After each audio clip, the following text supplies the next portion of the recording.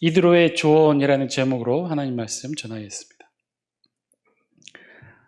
미국 캘리포니아에 있는 한 남자가 어느 날 하와이에 있는 여자친구를 그리면서 이 캘리포니아 해변에서 저 바다 끝을 바라보며 마음속으로 간절히 기도하다가 하나님께 이렇게 큰 소리로 외쳤습니다. 캘리포니아는 미국 서부 해안이죠. 그래서 하여튼 바닷가를 향해 저 바다 너머에 태평양 한가운데 섬 하와이 섬에 있는 자신의 애인을 그리면서 하나님 앞에 이렇게 아주 답답한 나머지 이렇게 큰 소리로 외쳐 기도합니다. 하나님, 소원 하나만 들어주세요. 그랬더니 갑자기 하늘에서 하나님의 음성이 들려왔답니다. 그래, 내가 한 가지 소원을 들어주마. 그랬더니 남자가 지체 없이 소원을 이렇게 말합니다. 하나님, 이 캘리포니아에서 하와이까지 다리를 하나 만들어서 내가 언제든지 갈 수 있게, 차로 갈 수 있게 해주세요. 그러자 하나님이 말씀하셔요. 야, 그거는 준비해야 될 게 보통 일이 아니다. 다리의 교각이 태평양 바다 밑까지 닿아야 되고, 그러자니 콘크리트와 철근이 얼마나 많이 들어야겠니? 내가 할 수는 있지만 정말 이것이 꼭 필요하다고 판단하기는 힘들구나. 그러니 좀 더 생각해보고 다른 소원을 말해보거라. 남자는 한참 동안 더 생각하다가 결국 이렇게 하나님 앞에 소원을 이야기합니다. 하나님, 그렇다면 하나님, 저는요 이 여자의 속마음을 잘 알고 싶습니다.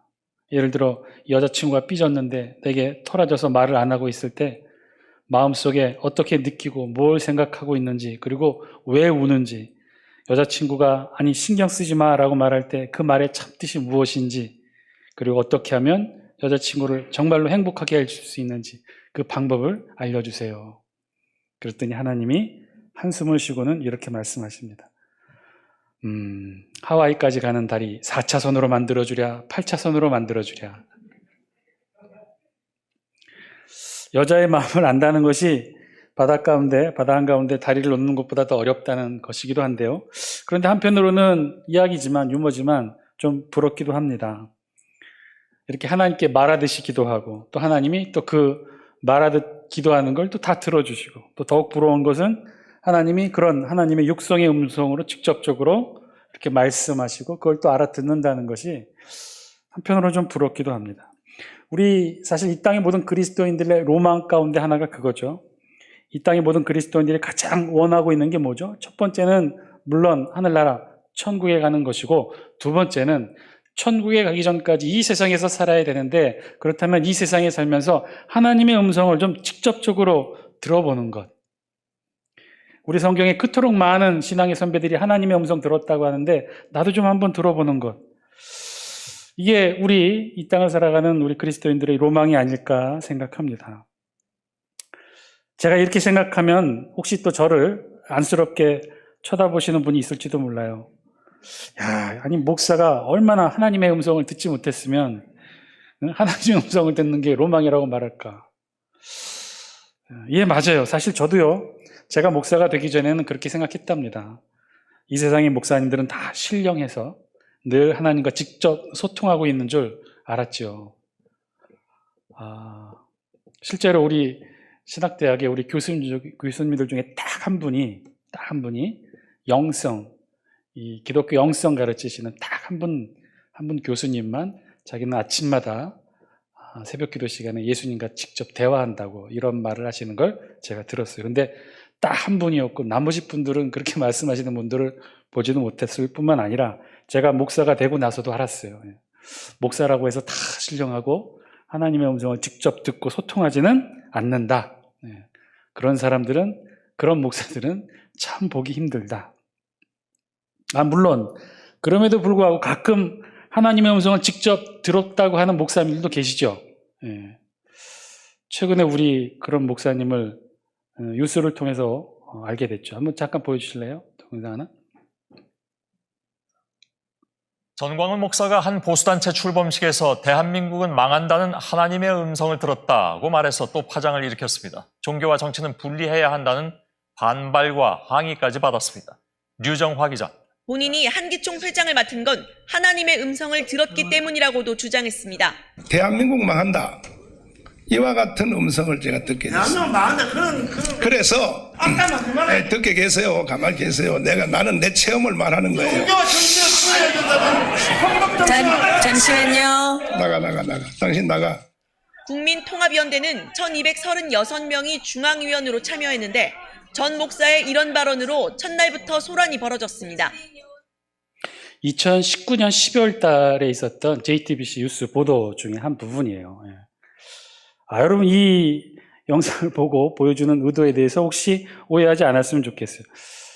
물론 이제 이런 시각 있죠. 세상에서의 시각이기는 하겠지만 이 세상에서의 시각, 기독교를 믿지 않고 또 터부시하는 불신자들의 시각으로는 충분히 이렇게 볼 수도 있을 거예요. 그럼에도 불구하고 내가 하나님의 음성을 들었다. 그 음성은 대한민국은 망할 것이다. 기독교인으로서 목회자로서 참 듣고 이해하고 받아들이기가 어려운 부분이기도 하죠.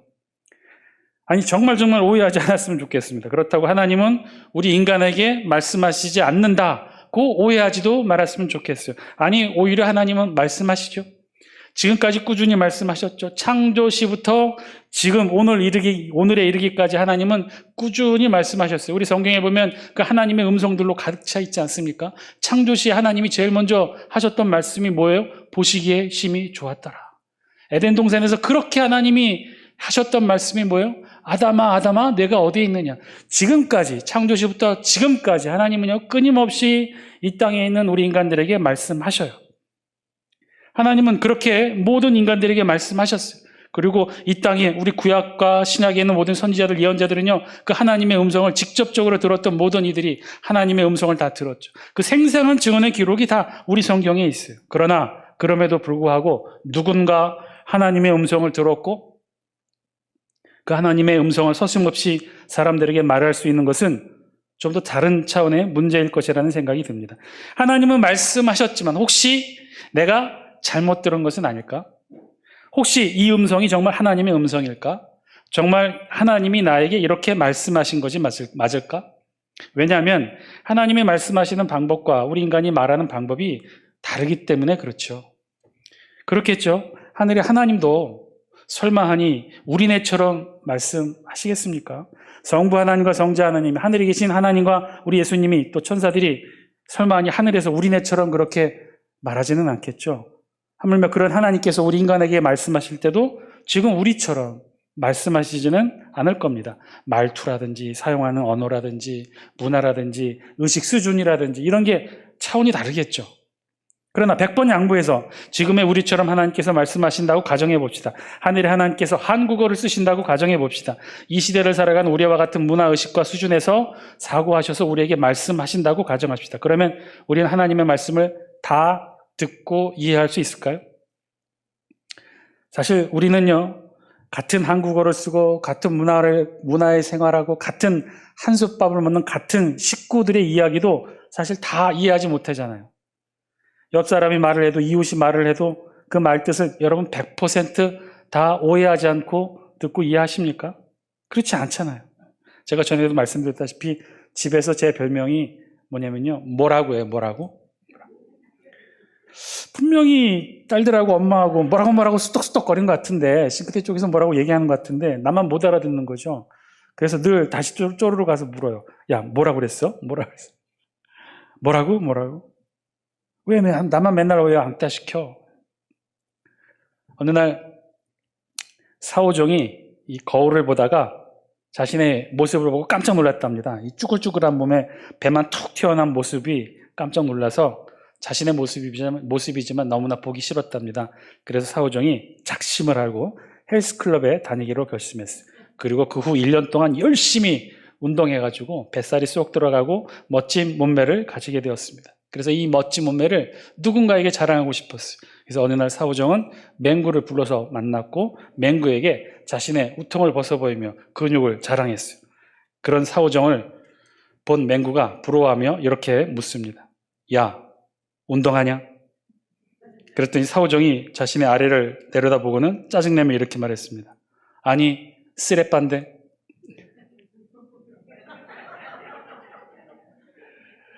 잘못 알아듣은 거죠. 똑같이 한국말인데 못 알아듣은 거예요.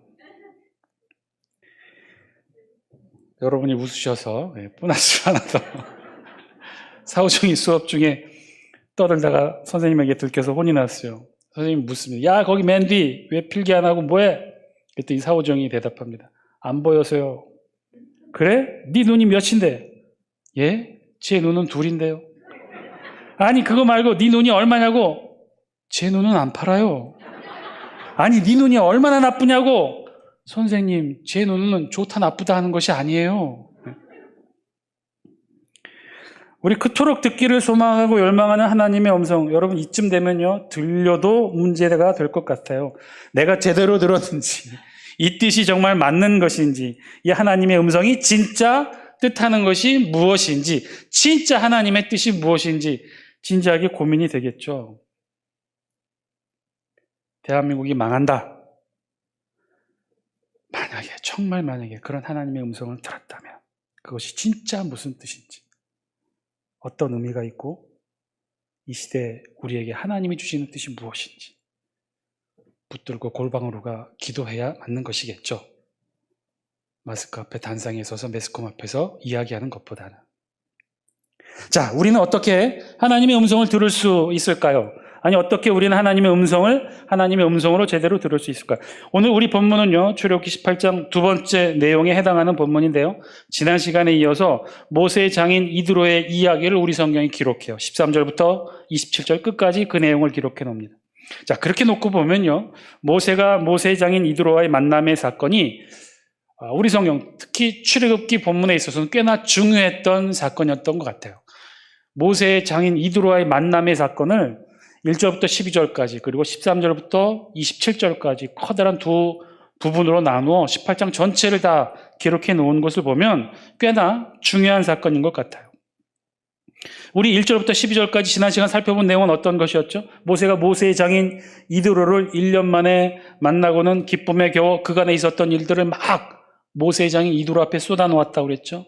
옆에 아내 시프라가 있었고 그 옆에는 눈에 넣어도 아프지 않은 사랑하는 두 아들 게르솜과 엘리에셀이 있었음에도 불구하고 모세는요 지금 다른 이야기에 흠뻑 빠져서 모세의 장인 이드로에게 다 이야기합니다. 그 이야기는 다름 아닌 하나님이 어떻게 자신과 자신의 민족을 출애굽시켰는지, 하나님이 어떻게 홍해의 바닷물을 갈르게 되었는지, 하나님이 어떻게 애굽의 특별 병거와 기병과 병사들을 바다에 수장시키셨는지, 하나님이 어떻게 마라의 쓸물을 달게 만드셨고 아무것도 없는 광야에 만나와 메추라기를 내려주셨는지, 마스와 무리바에서 어떻게 반석에서 물이 솟아나게 하셨는지, 아말렉의 그 정규 군사들을 어떻게 힘없는 이스라엘 백성들이 물리쳐 전쟁에서 승리할 수 있게 되었는지를 아주 쉴 새 없이 모세는 그간 하나님께서 이루신 놀라운 하나님의 섭리 업적들을 모세의 장인 이드로에게 막 쏟아놓아요.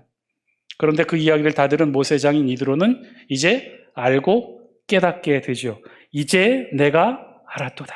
여호와는 모든 신보다 크심으로 이스라엘에게 이기게 승리하게 하셨도다. 애굽 사람의 손에서 건져내셨도다. 그런 여호와 하나님을 내가 찬송하리로다. 그렇게 미디안의 이방신을 섬기는 제사장 모세의 장인 이드로는요 하나님을 알게 되고 하나님을 깨닫게 되고 그래서 하나님 앞에서 떡을 먹으며 예배드리게 되었다고, 그것이 지난 시간 우리가 함께 살펴보았던 출애굽기 18장 1절로부터 12절에 있는 말씀이죠. 자, 이것도 사실 놀라운 사건이에요.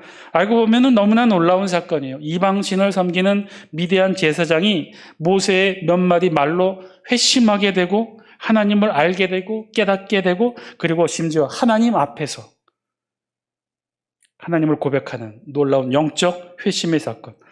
오늘날 전도의 어려움을 겪고 있는 우리로서는요 참 놀랍고 기적과 같은 사건이면 충분합니다. 그래서 우리 성경이 그렇게 특별하게 출애굽 사건의 한 장을 할애해서 오늘 사건을 기록할 만한 사건으로 봅니다. 그런데요 사실 진짜 중요한 사건은요 이게 아니었어요. 사실은요 오늘 우리 사건 13절부터 27절까지 있는 이 말씀의 내용을 설명하기 위한 배경 설명이 1절부터 12절에 있는 말씀이라고 보아도 사실은 무관해요. 오늘 우리가 함께 읽은 13절부터 시작되는 이 사건이 진짜 중요한 사건인데, 그것은 다름 아닌 모세의 장인이요 이스라엘 역사에 있어서 가장 중요한 행정 제도를 제안하고 이것이 그대로 받아들여지게 된다는 내용이 바로 오늘 우리 본문의 내용이에요. 그 제도는요 우리가 익히 성경을 통해서 잘 알고 있는 제도죠. 10부장, 50부장, 100부장, 1000부장에 관한 1000부장으로 불리는 그런 제도였어요.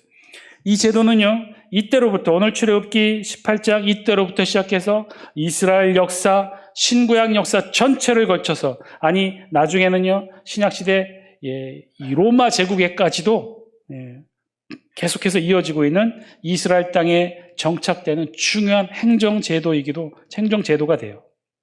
오늘 우리 본문은요 그 제도가 어떻게 시행되기까지의 과정을 설명합니다. 우리 13절 말씀 영상을 통해 같이 한번 읽습니다. 시작. 이튿날 모세가 백성을 재판하느라고 앉아있고 백성은 아침부터 저녁까지 모세 곁에 서 있는지라. 가만히 모세가 보았다는 거예요. 모세의 장인 이드로의 눈에 비춰진 모습이 그렇다는 거죠. 아마도 어제는 잠시 모세가 시간을 내어서 장인을 만나 이야기를 좀 길게 나눌 수 있었던 것이고, 다음날 아침부터 보니 모세의 일정이 보여지게 된 거예요. 모세의 일정 하루 일과를 보니까 그랬다는 거예요. 모세의 장인 이드로의 눈에 비친 모세의 하루 일과는요, 아침부터 저녁까지 백성을 재판하느라 모세는 아침부터 저녁까지 앉아있고 백성들은 아침부터 저녁까지 모세 곁에 서 있었다는 거죠. 그리고 그 이유를 묻는 장인 이드로의 질문에 모세는 이렇게 답합니다. 우리 15절 말씀 우리 같이 한번 읽겠습니다. 시작. 모세가 그의 장인에게 대답하되 백성이 하나님께 물으려고 내게로 옴이라. 모세는요 백성을 재판하느라 앉아있고 백성은 하루 종일 모세 곁에 서 있다고 했는데요, 그 이유를 13절은 재판이라고 했고 15절은요 좀 더 구체적으로 이렇게 설명해요. 백성이 하나님께 물으려고 내게로 왔다라고 말하는 거예요. 아마 같은 뜻이었겠죠. 재판으로 백성들 사이에 분쟁이 있고 다툼이 있을 때 어떻게 하는 것이, 또 어떤 결정을 내리는 것이 하나님의 뜻인지를 모세에게 물으러 왔다는 거예요. 즉 백성들이 모세를 찾아 나왔지만 궁극적으로는 모세를 통하여 다스리고 계시는 하나님의 뜻을 구하기 위해 이들은 모세에게 아침부터 저녁까지 나왔다는 것이죠. 그리고 그 재판의 과정을요 세밀하게 우리 성경 16절은 이렇게 설명해요. 우리 같이 한번 읽겠습니다. 시작. 그들이 일이 있으면 내게로 오나니 내가 그 양쪽을 재판하여 하나님의 율례와 법도를 알게 하나이다. 그들이 일이 있으면, 즉 백성들 사이에 쌍방 간의 소송이나 분쟁이 생기게 되면 내가 그 양쪽을 재판합니다. 판단합니다. 그래서 하나님의 율례와 법도를 알게 합니다. 그러니까 이 이야기를 자세히 읽어보면요, 모세가 임의적으로 자신의 판단으로 어떤 분쟁이나 소송을 판단하거나 재판하는 것은 아니었어요. 무엇을 통해 하냐면 하나님의 율례와 법도로 이 재판과 판단을 한다는 것이죠. 여기서 말하는 율례와 법도라는 것은요, 율례는요 히브리어로 호크라는 단어인데 그 뜻은요 돌에 글씨를 새기다, 제정된 것, 지정된 법 혹은 법률, 제정, 칙령 이런 것들을 의미해요. 한마디로 제정되어 선포되어진 법, 이런 것들을 의미하죠. 하나님께서 인간을 위해 제정하시고 명하신 법, 율법을 말합니다. 그리고 법도는요 히브리어로 토라라고 해서 그 뜻은요 지시하다, 가르치다라는 뜻이에요. 가르침이죠. 토라는. 이 율례와 법도, 호크와 토라, 즉 모세는요 단순히 자신의 자의적 판단으로 판단하거나 재판한 것이 아니었죠. 옳고 틀리고 쌍방을 판단하고 재판함에 있어서 모세는요 자신의 기준과 생각으로 한 것이 아니라 율례와 법도, 즉 하나님의 법과 가르침에 의해서 판단을 행했다는 거예요. 어떤 것이 하나님이 원하는 것이고 또 어떻게 하는 것이 하나님의 결정인지를 하나님의 율례와 법도를 기준으로 판단했다는 거죠. 자, 그러면 이 율례와 법도, 호크와 토라는요 구체적으로 무엇인가요? 오늘날 우리가 알고 있는 대로 모세오경의 말씀, 하나님의 율법의 말씀이 그것이죠. 그런데 그 하나님의 율법과 말씀이어야 되는데, 그런데 오늘 본문을 보면 오늘 본문이 출애굽기 몇 장의 말씀인가요? 18장에 있는 말씀이죠. 그러면 이 모세와 출애굽한 백성들이 시내산에서 하나님을 만나는 그 사건은 언제 어디서 기록되나요? 19장에 기록돼요. 이제 다음 우리가 읽게 된 본문부터 19장 시내산 사건이 기록이 되고 그 시내산 사건을 통해 시내산에서 하나님을 만나고 그 산에서 돌에 새겨진 십계명을 비롯한 하나님의 제정 선포되어진 율법의 말씀을 이스라엘 백성들이 비로소 받게 되죠. 하나님의 말씀은요, 이제 이 율법의 말씀은 19장에서 받게 돼요. 그러니까요, 이 모세는요, 문자화된 하나님의 율법의 말씀을 받기 이전에, 즉 모세는요, 사안이 발생할 때마다 어떻게 했느냐? 분쟁이 생기고 백성들이 자신을 찾아와 소송을 중재하고자 찾아왔을 때 그때마다 어떻게 했느냐? 제정되어지고 선포되어진 하나님의 율법의 말씀을 펼쳐놓고 그에 준하는 항목을 찾아서 판결하는 것이 아니라 어떻게 했어요? 이때는 아직 하나님의 말씀을 받지 못한 때니 골방으로 가 기도를 했던 거예요. 하나님의 음성을 직접 들었던 거죠. 직접 하나님의 명령을 듣고 직접 받아서 판결을 했다는 거죠. 그러니 진짜 시간이 많이 걸리고 백성도 모세도 피곤했을 거예요. 그래서 장인 이드로는요, 제안을 합니다. 어떤 것을 제안하느냐? 모세, 내가 하는 것이 옳지 못하다. 너와 함께한 이 백성이 필경 기력이 쇠하리니 이 일이 너무 힘들고 중함이라. 그러니 이제 이렇게 해보아라 라고 모세의 장인 이드로가 아주 중요한 제안을 해요. 그 제안이 21절 말씀이에요. 우리 영상을 통해 21절 말씀 함께 읽습니다. 시작. 너는 또 온 백성 가운데서 능력 있는 사람들 곧 하나님을 두려워하며 진실하며 불의한 이익을 미워하는 자를 살펴서 백성 위에 세워 천부장과 백부장과 50부장과 10부장을 삼아. 천부장, 백부장, 50부장, 10부장, 즉 사람들을 세우라는 거죠. 백성들 가운데 지도자를 세우라는 거예요. 그런데 그냥 이 지도자를 그냥 수평적 구조로 세우는 것이 아니라 어떻게 해요? 수직적 구조를 가지고 세우라고 제안한 것이죠. 소위 말하는 십진법에 의한 피라밋형의 관리 체계를 지금 모세의 장인 이드로는 제안한 것입니다.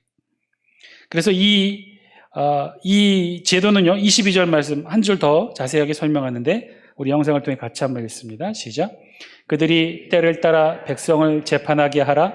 큰 일은 모두 내게 가져갈 것이요 작은 일은 모두 그들이 스스로 재판할 것이니 그리하면 그들이 너와 함께 담당할 것인즉 일이 내게 쉬우리라. 아멘. 당시로서는요, 굉장한 효율성의 시스템이었어요. 그러니까 제가 아까도 말씀드렸다시피 그냥 단순히 모세를 대신할 몇 사람을 더 세우는 것이 아니었죠. 그냥 수평적으로 몇 사람, 10사람, 100사람, 1000명 혹은 그렇게 많은 지도자를 단순히 세우는 일이 아니에요. 200만 명이나 되는 인원이니 10사람, 100사람, 1000사람을 세운다 한들 그 일이 그렇게 쉽게 줄지는 않을 거예요. 200만 명을 1000으로 나눠봐도 몇 명이 되겠습니까? 각자가 담당해야 될 인원이 얼마나 되겠어요? 얼마나 많겠어요? 그렇게 단순히 수평적으로 사람을 세우는 것이 아니라 시스템을 제안했던 거예요. 당시 이 시스템은요, 나중에 신약시대 로마 제국에서도 사용되어진 제도고요. 이는요, 오늘날 아직까지도 우리네 군사 제도에서도 이 제도가 사용되어집니다. 이것이 왜 효율적이냐? 먼저 백성과 가장 가까운 행정사법 담당자로 10명의 담당자 10부장, 관리자를 하나를 세워요. 그리고 이 10부장 위에 50부장을 세웁니다. 그러니까 50부장 밑에는 10부장 몇 명이 있는 거예요? 10부장 5명이 있는 거죠. 그럼 50부장은 몇 명을 관리하는 거예요? 5명만 관리하는 거예요. 5명을 통해 50명을 관리하는 거죠. 마찬가지로 이 50부장 위에는요, 100부장이 있어요. 100부장 밑에는 몇 명이 있는 거예요? 2명. 50부장 2명이 있는 거죠. 이 50부장 2명을 통해 100부장은 몇 명을 관리하는 거예요? 100명을 관리하는 거예요. 그 위에 1000부장이 있다고 그랬어요. 1000부장 밑에는 몇 명이 있는 거예요? 100부장 10명이 있는 거예요. 1000부장은요, 10명만 관리하는 거예요. 그리고 이 10명을 통해 1000부장은요, 그 방식 그대로 1000명을 관리하게 되는 거죠. 이 제도의 탁월한 효율성은요, 이들 모두는요, 분명한 자기 한계를 갖고 있다는 거예요. 모세처럼 200만 명을 책임지는 무한 책임의 한계가 있는 게 아니라 혹은 1000명, 100명을 세워서 그들이 똑같이 200만 명을 n분의 1로 나누는 그 무한수의 책임을 지는 것이 아니라 한계가 있어요. 무슨 말이냐? 이들은요, 딱 자기 한계수만 책임지면 돼요. 10부장은 몇 명만 책임지면 돼요? 10명만.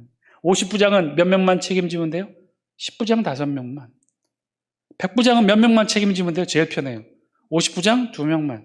1000부장은 100부장 10명만 책임지면 돼요. 10명, 50명, 100명, 1000명이라고는 하지만요, 실제 자신의 책임하에 관리하는 인원은요, 자신의 직속 휘하에 있는 2명에서 10명 뿐인 거예요. 그들만 관리하면 돼요. 그러면요, 1000명, 10,000명, 100만 명, 200만 명도 가능하다는 거예요. 충분히 몇 사람으로도 가능하다는 거예요. 그리고 철저히 자신이 감당할 수 없는 영역의 인들은 바로바로 자신의 위로 올리면 되는 구조인 거죠. 자신이 감당할 만한 것은 감당하고 그렇지 못한 것은 계속 위로 올리는 거예요. 10부장이 50부장에게 올리고 50부장이 100부장에게 올리고 100부장이 1000부장에게 올리는 거예요. 1000부장은 모세에게 올리는 거예요. 그것을 우리 성경 22절의 표현에 의하면 뭐라고 그랬어요? 큰 일은 모두 내게 모세에게 가져갈 것이요 작은 일은 모두 그들이 스스로 재판할 것이니. 이대로의 이 제도는요 획기적인 것이었고 그래서 모세는요 즉각 이 제도를 받아들여 24절 우리 영상을 통해 같이 한번 했습니다. 시작. 이에 모세가 자기 장인의 말을 듣고 그 모든 말대로 하여. 모세는 즉각적으로 이 제도를 수용합니다. 이 제도를 받아들여서 이스라엘 200만 명의 이스라엘 민족에게 1000부장, 100부장, 50부장, 10부장으로 나누어 세웁니다. 그렇게 우리 성경은요 이때로부터 이스라엘 백성들에게 이 제도가 세워졌음을 기록하죠. 그런데 사실 조금은 궁금한 생각이 들어요. 아무리 집단으로 노예 생활을 한 이스라엘하고는 하나 그래도 민족을 이루고 있었는데 하나의 민족을 이루는데 모세 이전에 이 백성을 다스렸던 지도자들은 없었을까요? 이스라엘에게도 전통적으로 그들의 마을의 연장자들 또 시종 문화였을 테니 자신들의 가족들 중에 가장 나이가 많은 연장자들 혹은 대표자들 또 실제로 12지파로 나누어져 있으니 각 지파의 수장들이 이들에게도 있었을 거예요. 그런데 왜 백성들 자신들 지도자들에게는 나오지 않고 모세에게만 나와 재판을 받으려 했을까? 200만 명이 넘는 그 많은 인원이 오직 모세에게만 나와 재판을 받으려 했던 이유, 그것은요 첫 번째로 그만큼 모세가 하나님과 가깝다고 이들이 여겼기 때문이기도 하고 그만큼 모세가 신령하다고 여겼기 때문이기도 했을 거예요. 그러나 그보다 근본적인 이유는요 아까도 말씀드렸다시피 이 바로 율례와 법도에 있었던 거죠. 아직 이스라엘에게는요 하나님이 주셨던 시내산에서 선포됐던 율례와 법도가 없었던 거예요. 이후 19장에서 비로소 시내산에 올라가 하나님을 대면하여 만나고 그곳에서 돌로 새겨진 십계명을 비롯한 레위기 율법의 말씀을 그때서야 비로소 받게 된 것이죠. 그러니까 그 이전까지는 율례와 법도가 없었던 이들 백성에게는요 모든 것들 하나님의 뜻을 알기 위해서는요 백성의 지도자들이 아니라 모세를 찾아와야 했던 것이죠. 따라서 오늘 이 제도도요 사실은 10부장, 50부장, 100부장, 1000부장 이 피라밋형 관리 제도도요 사실은 진짜 제대로 된 정착은 언제부터 시작하느냐? 시내산 이후부터 가능해요. 시내산에서 하나님으로부터 율례와 법도를 받고 10부장, 50부장, 100부장, 1000부장이 이 율례와 법도의 말씀을 가지고 이 말씀에 근거하여 똑같이 모세처럼 이 10부장, 50부장, 100부장, 1000부장도 이 말씀, 율례와 법도에 근거하여 재판하게 되죠. 그래서 비로소 이드로의 제안에 의해 만들어진 이 시스템 제도는요, 시내산 이후부터 본격적으로 이스라엘 땅에서 이스라엘에게 정착되게 됩니다. 자, 어쨌든 이드로의 이 중요한 제안을 통해 이스라엘은요, 이제 이 율례와 법도를 중심으로 중요한 피라밋형 관리 제도를 갖게 됩니다. 이것의 놀라운 장점 두 번째는요, 평상시에는 행정제도지만 이것이 전시에는요, 또한 탁월한 군사 조직으로도 활용되어져서 막강한 힘을 갖게 되는 거예요. 나팔 한 번이면요, 1000부장 중심 휘하에 1000명의 군사가 모이게 되는 거였어요. 사실 노예 출신 이스라엘이 가나안에 이미 막강한 철기 군사 문화로 이미 자리 잡고 있었던 그들을 물리치고 가나안을 점령할 수 있었던 제일 중요한 요인 중에 하나가 바로 이 제도였어요. 자, 질문이 생깁니다. 자, 어쨌든 이 중요한 제도를 통해 오늘 본문에 보니 모세 장인 이드로의 제안으로 세워지게 되는데, 자, 질문이 생겨. 오늘 말씀해 주셨죠. 그렇다면 모세는 이 장인 이드로의 제안을 어떻게 받아들이게 되었던 것일까요? 오늘 이 아주 중요한 이 이스라엘의 근간을 세우는 이 조직인 피라밋형 이 관리 제도가 하나님이 말씀하셔서 세운 제도일까요? 그래서 모세가 하나님의 말씀을 듣고 이 중요한 제도를 세우게 된 것일까요?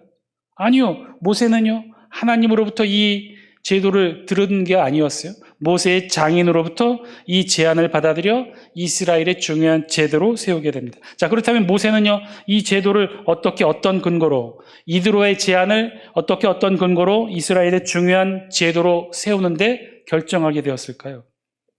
모세의 장인이기 때문에, 모세의 장인으로서의 권위이기 때문에, 아니면 미디안의 제사장이자 미디안 부족의 지도자의 권위로 그랬을까요? 아니면 연륜 많은 어떤 지혜 노인의 권위로 모세가 받아들였을까요? 도대체 모세는 이 장인 이드로의 제안을 어떤 권위로 이스라엘의 중요한 제도로 삼게 되었을까요? 마찬가지겠죠. 우리가 똑같은 질문을 아마 당시 모세와 함께 있었던 이스라엘 백성들, 또 다른 지도자들도 하지 않았을까요? 모세의 형 아론도, 훌도 똑같이 그런 고민하지 않았을까요? 아말렉의 전쟁의 영웅 여호수아 장군도 똑같이 그런 고민을 하지 않았을까요? 어디 그뿐이겠어요? 이스라엘의 12지파 각 지파에 힘께나 쓰는 모든 이들도 다 궁금히 여겼겠죠. 도대체 이드로의 제안이 어떤 근거로, 도대체 누구의 명령입니까? 에서부터 왜 10부장에서 50부장인가요? 좀 더 촘촘히 20부장, 30부장, 40부장, 60부장, 70부장 세우면 안 될까요? 뭐 이런 요구들, 이런 의심들, 이런 불만들 많이 있지 않았을까요? 도대체 이드로의 말을 무엇을 믿고, 한낱 이방의 제사장의 말을 무엇을 믿고 어떻게 신뢰해서 200만 이스라엘 민족의 앞날을 결정하는 중요한 제도로 삼습니까? 모세여, 그 근거를 대십시오. 이렇게 요구하지는 않았을까요?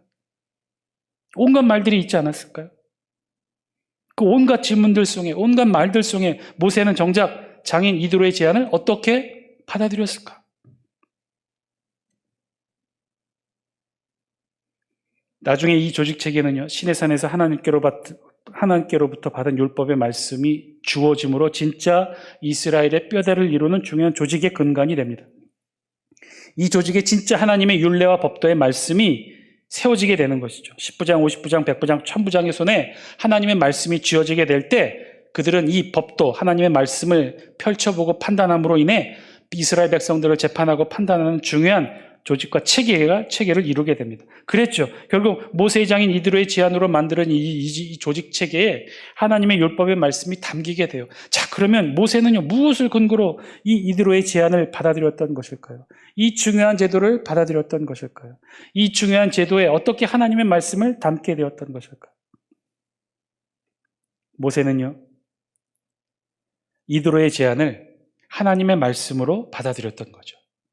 하나님께서 모세의 장인 이드로를 통해 말씀하신다고 생각했던 거예요. 비록 이방의 미디안 제사장 신분이지만, 비록 이스라엘 민족의 구성원이 아니지만, 비록 자신들과 함께 출애굽의 경험은 없었지만, 그러나 하나님이 이 장인 이드로의 지혜와 말을 통해 지금 모세에게, 이스라엘 백성들에게 말씀하고 있다고 모세와 이스라엘 백성들은 받아들였던 거예요. 지금 이 제안은요, 모세의 장인 이드로의 입을 통해 이드로의 말로 전해졌지만 그 입술을 통해 하나님이 모세에게, 이스라엘 백성에게 말씀하신다고 모세와 이스라엘 백성들은 들었던 거예요. 사랑하는 장수교 성도 여러분, 오늘 말씀을 통해 우리도, 저와 여러분들도 하나님의 음성 들을 수 있게 되길 바랍니다.